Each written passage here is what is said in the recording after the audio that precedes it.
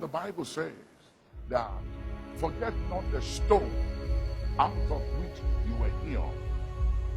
People forget so quick in life. Many people have short memory. I have learned over the years not to forget where I have come from. And it is a curse to forget. It is unrighteous to forget. The Bible says God is not unrighteous to forget your labor of love. When you forget those who have loved you, blessed you, helped you, advance your cause, when you forget them, you are unrighteous. But when you remember those who helped you and have loved you and cared for you, and you show gratitude, it gives you longevity. Gratitude gives longevity, and ingratitude will cut you short. So learn to be grateful. Learn to be thankful. Learn to remember. Don't forget where you came from. So many people in life forget the person who helped them.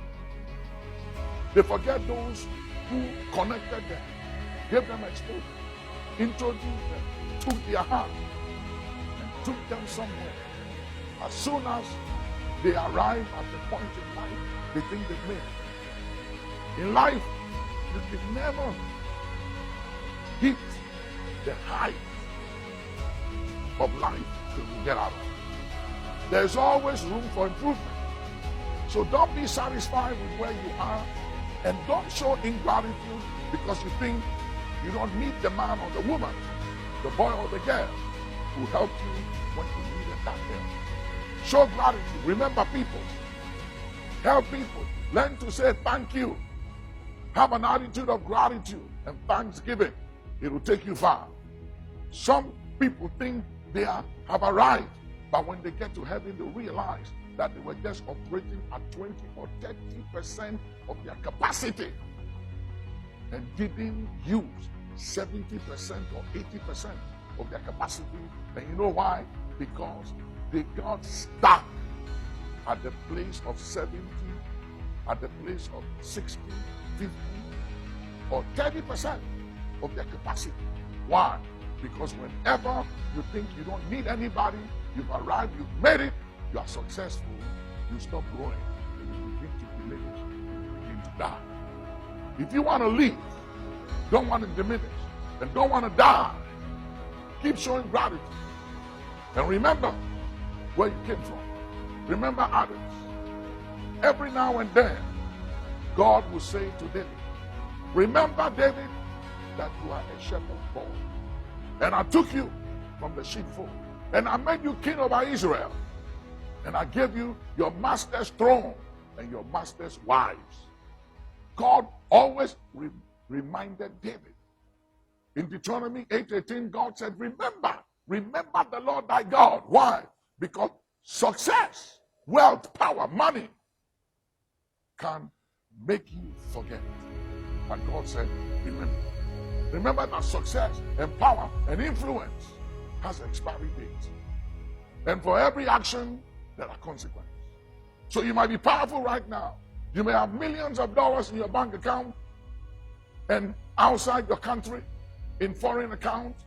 You may have houses in your country, in other places. You may be the biggest guy or lady or man or woman in town. You may have everything. Maybe you are mega. You are the biggest voice and person. You are private jet. You are loaded. But hear me. All that is sinking sand. God has no regards for material things. Because you know something? Let me show you God's value of money. The streets in heaven, they are made of gold. That is how insignificant money is to God. He sees money as nothing. So if your confidence and who you are and how you relate to others, and especially those who have helped you in life before, is derived from material wealth, blessings, and money, or influence or power, you are to be pitied among all men. But if your confidence is derived from this one thing, that you know the Lord, who executes judgment, righteousness, and justice on earth, then you are on a good track in life. So learn to remember, and don't be puffed up, don't be arrogant, don't be proud, which you were never before. But suddenly you have become proud and arrogant. Why? Because of things.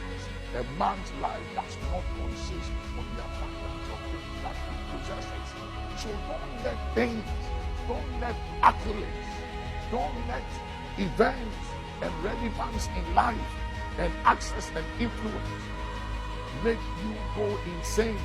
Arrogance and pride is insanity. It's madness.